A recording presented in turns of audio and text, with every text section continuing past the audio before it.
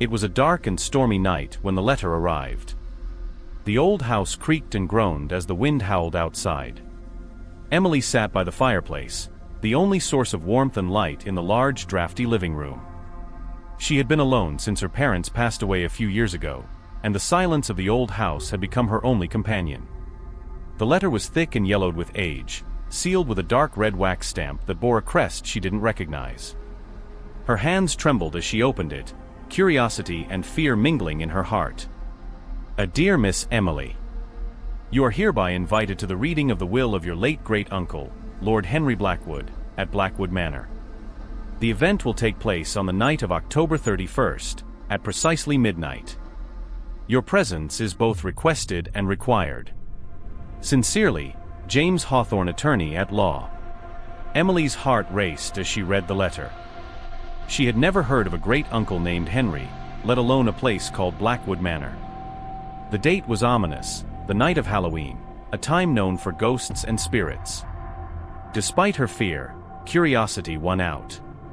She packed a small bag and set out the next morning, determined to uncover the mysteries of her family. The journey to Blackwood Manor was long and arduous.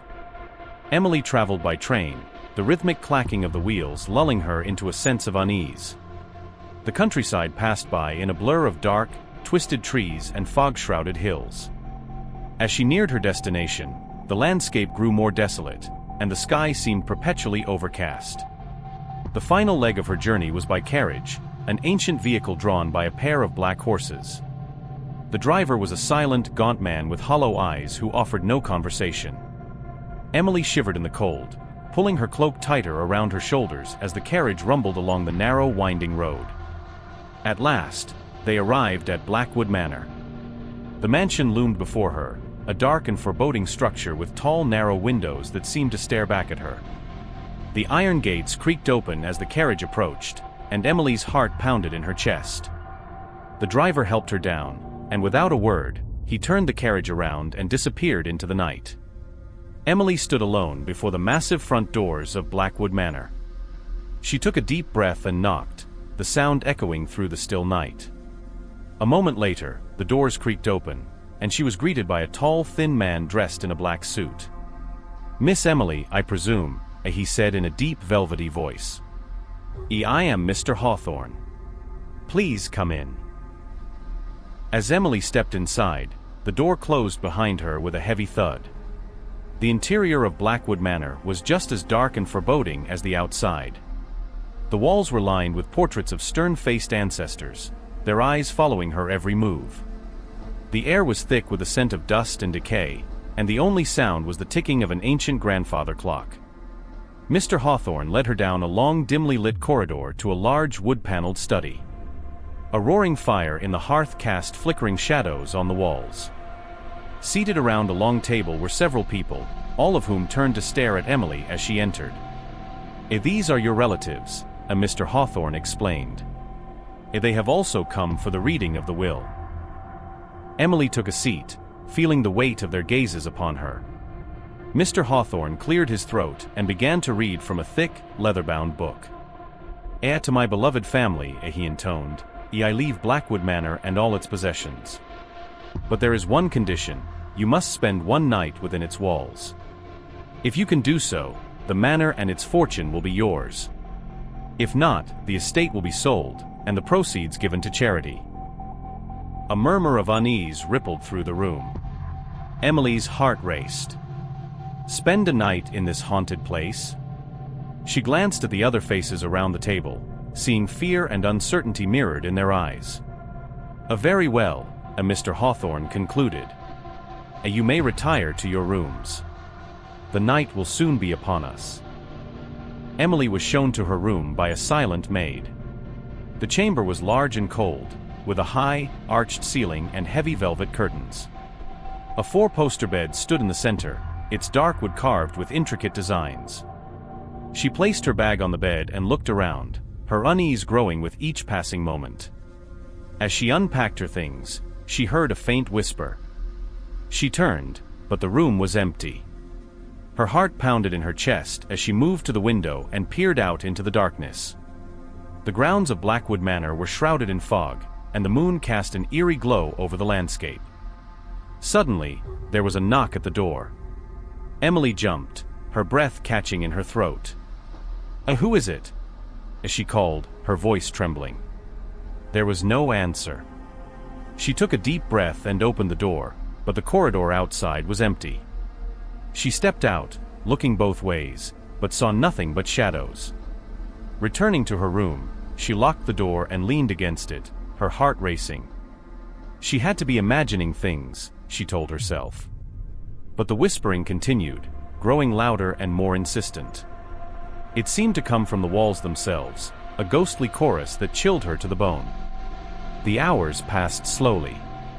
Emily tried to sleep, but the whispering kept her awake. Finally, unable to bear it any longer, she lit a candle and left her room, determined to find the source of the voices. The corridors of Blackwood Manor were dark and labyrinthine. Her candle cast long, flickering shadows on the walls as she walked, the silence broken only by the sound of her footsteps. As she turned a corner, she saw a figure standing at the end of the hall. Hello?" as she called out, her voice echoing through the empty house. The figure didn't move. Emily's heart pounded as she approached, the candlelight revealing the form of a woman dressed in a tattered old-fashioned gown. Her hair was disheveled, and her eyes were hollow and empty. Who are you?" Emily asked, her voice trembling. The woman didn't answer. Instead, she raised a bony hand and pointed down the corridor. Emily followed the direction of her gaze and saw a door slightly ajar. Gathering her courage, she pushed it open and stepped inside. The room was a small, dusty parlor. In the center stood a large, ornate mirror, its surface covered in a thick layer of grime. As Emily approached, the whispering grew louder, filling the room with a cacophony of voices.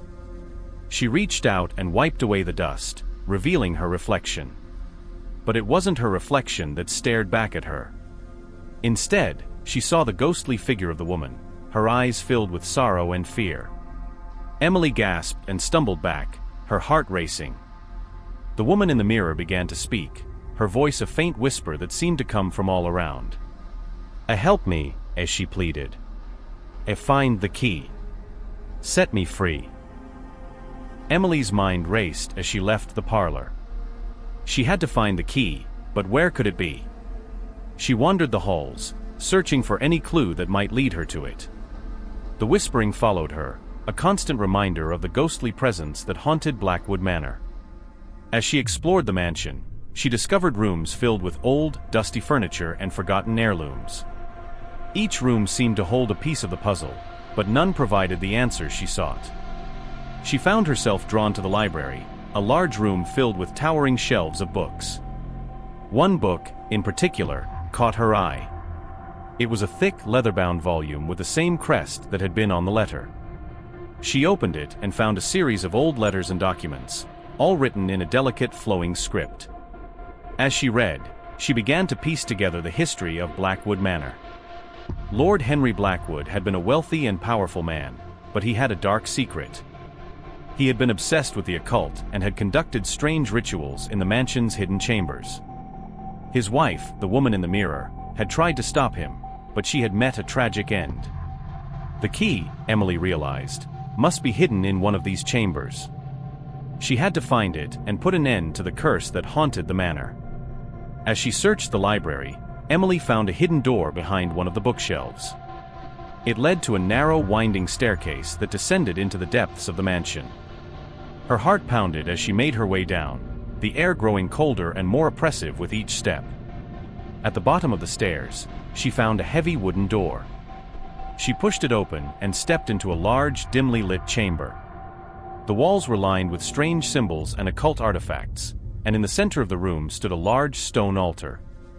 Emily's breath caught in her throat as she saw the key. It was a large, ornate piece of iron, resting on a pedestal at the far end of the room. She approached it slowly, her heart pounding in her chest.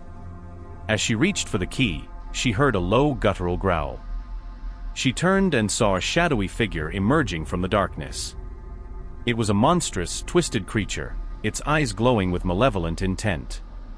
Emily grabbed the key and ran, her heart racing as the creature pursued her. She fled up the stairs and through the halls of Blackwood Manor, the whispering voices urging her on. She had to reach the parlor. She had to free the ghostly woman. Emily burst into the parlor, the door slamming shut behind her. She turned to face the mirror, holding the key tightly in her hand. Help me," the ghostly woman pleaded, her eyes filled with fear. Emily approached the mirror and inserted the key into a small, hidden lock. She turned it, and the glass began to glow with a bright, white light. The whispering voices grew louder, filling the room with a deafening roar. The ghostly woman stepped out of the mirror, her form becoming more solid with each passing moment. She turned to face the monstrous creature that had followed Emily into the room, her eyes filled with determination. "Leave this place," she commanded, her voice strong and unwavering. "You have no power here." The creature let out a howl of rage and lunged at her, but she raised her hand and a bright, white light erupted from her palm. The creature screamed and dissolved into a cloud of black smoke, disappearing into the ether.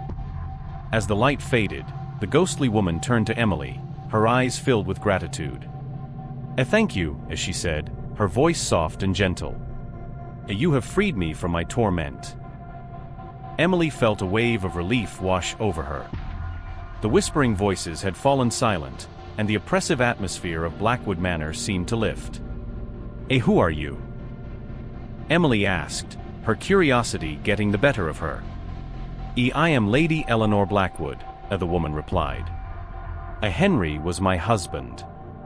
He was consumed by his obsession with the occult, and it led to our downfall. I tried to stop him, but he trapped my spirit within the mirror." Emily nodded, feeling a sense of understanding. "What will happen to the manor now?" "It will be yours," Lady Eleanor said with a smile. "You have proven yourself worthy. Use it wisely, and remember the lessons you have learned here." The next morning, Emily woke to find the sun shining brightly through the windows of Blackwood Manor. The dark, oppressive atmosphere had lifted, and the mansion seemed to have taken on a new life. She spent the day exploring the house, discovering its hidden treasures and secrets. She found herself feeling a sense of belonging, a connection to her family's past that she had never known before. As the days passed, Emily began to make plans for the future. She would restore Blackwood Manor to its former glory, turning it into a place of beauty and light. She would honor the memory of Lady Eleanor and ensure that the dark legacy of Lord Henry would be forgotten. With each passing day, Emily felt more at home in Blackwood Manor. She knew that the mansion held many secrets, but she was no longer afraid. She had faced the darkness and emerged stronger for it.